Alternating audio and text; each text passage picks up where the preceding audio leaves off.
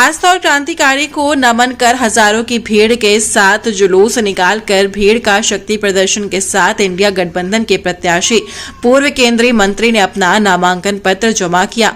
India गठबंधन के झांसी ललितपुर लोकसभा प्रत्याशी प्रदीप जैन आदित्य ने लक्ष्मी गेट बाहर स्थित सिद्धपीठ मां काली के मंदिर में मत्था टेकने के बाद मानिक चौक स्थित क्रांतिकारी चंद्रशेखर आजाद की प्रतिमा पर माल्यार्पण कर अपना नामांकन जुलूस निकाला। जुलूस में युवा, जवान, बुजुर्ग, महिलाओं की खासी भीड़ देखने को मिली।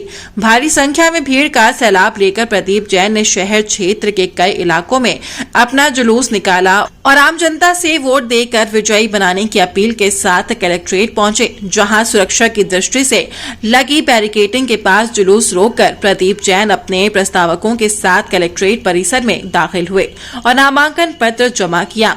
नामांकन पत्र जमा करने के बाद बाहर आए पूर्व मंत्री ने कहा कि आज बुंदेलखंड और झांसी ललितपुर की जनता को अपना हिसाब लेने का समय आ गया है। पिछले 5 वर्षों का बुंदेलखंड की जनता, बेरोजगार नौजवान अपना हिसाब इस चुनाव में लेंगे। वहीं उन्होंने मीडिया के सवाल समाजवादी पार्टी में हुए अपराध पर कहा कि समाजवादी पार्टी की सरकार में जो अपराध होता था उससे ज्यादा इस सरकार में अपराध हुआ है।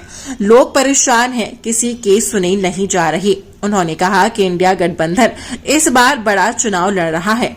इस दौरान समाजवादी पार्टी के पूर्व सांसद डॉक्टर चंद्रपाल सिंह यादव, मनीराम कुशवाहा सहित दर्जनों लोग उपस्थित रहे। जनता चाहती है कि परिवर्तन आज मैं समझता हूँ अपार भीड़ हम लोगों को रास्ते में चलने में समस्या होती है। तो ये जनता की भावना है, ना बसों से लाई गई भीड़ है, ना पैसे दे करके लाई गई भीड़ है। कुछ लोग पैसे दे करके और बसों से बैठा के लाते हैं, उसमें भी बैठ के लोग नहीं आते। लोग अपने अपने साधनों से अपनी अपनी धूप में परेशानी झेलते हुए सारे लोग इकट्ठा हुए हैं। हजारों की तादाद में लोग इकट्ठे हैं और लोगों ने आज एहसास कराया है कि जनता परिवर्तन चाहती है और मैं समझता हूँ कि आने वाले समय में परिवर्तन होगा। प्रदीप जी नामांकन करने जा रहे हैं, इसके बाद विजयी होने क्या लगता है? विजयी होंगे आप लगता है? मैं समझता हूँ कि मेरी ताकत अभी आप नीचे कर लो यार, गठबंधन के नेता देखे और जनता है। ये चुनाव जनता लड़ रही।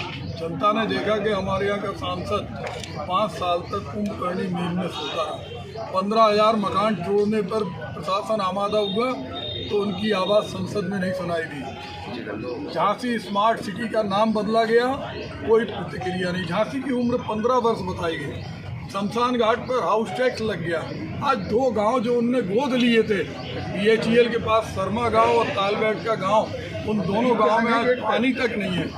10 लोगों को भी उन्होंने रोजगार नहीं दिया। तो कहते हैं मोदी के नाम पे वोट दो। तो क्या मोदी जी 2 गांव का विकास नहीं करा सकते थे? आज क्यों गांव वाले कहते हैं कि इस गांव में घुसना का निषेध है? निश्चित रूप से ये नींद जनता तोड़ेगी। जनता चाहती है उनका प्रतिनिधि मालिक नहीं हो, प्रतिनिधि उनका सेवक हो, उनके चरणों का दास हो। 24 घंटे जिसके घर के दरवाजे नहीं खुले उसे जनप्रतिनिधि बनने का कोई हक नहीं है। मेरे पास जनबल है, न बाहुबल है, एक बल है जनता का बल। और वो जनता का बल आप देखो, जिस तरह हम गांव में जाते हैं तो लोग कहते हैं कि 400 पार का नारा लगा। आज देश के अंदर बदलाव की स्थिति है। क्षेत्र के अंदर भी हम लोग जानते हैं कि रोटी जब लगातार तवे पे सिकती है एक ही तरफ, वो जल जाती है। रोटी का पलटना जरूरी है। 5 साल सांसद जी का भी कार्यकाल आपने देखा, चंद्रपाल सिंह जी का। पूरी दुनिया में झांसी का नाम गौरवान्वित किया। आज उनकी संपत्ति 84 करोड़ बढ़ गई। जनता की जेब में 10 रुपये नहीं है। केवल उसे आटा और चावल देकर पूर्ति नहीं हो सकती। मकान तोड़े जाते हैं, नौकरी से निकाला जाता है। झांसी के अंदर कोई प्रतिक्रिया नहीं। अभी चुनाव के समय में पीने का पानी नहीं मिल रहा। मेडिकल कॉलेज के इमरजेंसी में मरीज तड़प रहा है, लेकिन एक बोल नहीं फूटता, बस मोदी के नाम पे वोट दे दो। अरे प्रधानमंत्री जी चुनाव नहीं लड़ रहे। करारी के अंदर, रूद करारी के अंदर दर्जनों गाय मर गई। पीने का पानी नहीं था, चारा नहीं था। हम लोगों ने गाय की आवाज़ उठाई तो हमारे घर पे सेना भेज दी, पुलिस भेज दी। वो तो सुप्रीम कोर्ट को हम धन्यवाद देते हैं, जहाँ पर हमने गुहार लगाई जब महीनों बाद हमारे घर से पुलिस हटी। संत रविदास क्या भगवान नहीं है?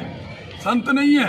उन संत रविदास जिनके नाम पर देश में जब लोधी आए थे तो उन्होंने निजामुद्दीन के अंदर, तुगलकाबाद के अंदर एक मंदिर बनवाया था, हम उनकी मूर्ति लगवा रहे थे। प्रशासन के अधिकारी बैठे थे, पुलिस के अधिकारी बैठे थे, तय हुआ कि 8 दिन बाद मूर्ति लगेगी। मूर्ति का वजह नहीं, हम लोगों पे मुकदमा लगा दी, 12 धाराएं लगा दी, हम पे लगा दो मुकदमे। लेकिन अहरवार समाज के, गरीब समाज के, ईमानदार समाज के, वो अहरवार समाज जिस समाज को मुख्य धारा में लाने के लिए महात्मा गांधी से लेकर श्रीमती इंदिरा गांधी तक ने लगातार प्रयास किए, आज उस अहरवार समाज के 70 महिलाओं पर और नौजवानों पर मुकदमे लगे। क्या कसूर था उनका? हम पे लगाओ मुकदमे, हम लोगों नेताओं पे लगाओ, हमें कोई परवाह नहीं है। आज वो रो रहे हैं। एक साहू समाज का व्यक्ति जब प्रेमनगर के अंदर उसके लड़के को मार दिया, थाने के अंदर वो लाश रख के, हमारे इम्तियाज भाई थे, केवल ये कह रहा था कि उसके खिलाफ कार्रवाई हो जिसने वसूली के नाम पर पुलिस की वर्दी में इससे पैसा वसूला। और फिर ये हुआ, हमारी रिपोर्ट नहीं लिखी गई, उनकी रिपोर्ट लिखी और 20 धाराएं हम लोगों पे लगा दी। तो हम लोग मुकदमों से डरने वाले नहीं हैं, जनता के लिए जीते हैं और जनता के लिए मरेंगे। लेकिन बुंदेलखंड प्रांत बनवाएंगे, बुंदेलखंड को मुख्य धारा में लगवाएंगे, हम लोग जुमलेबाजी नहीं करते। Thank you.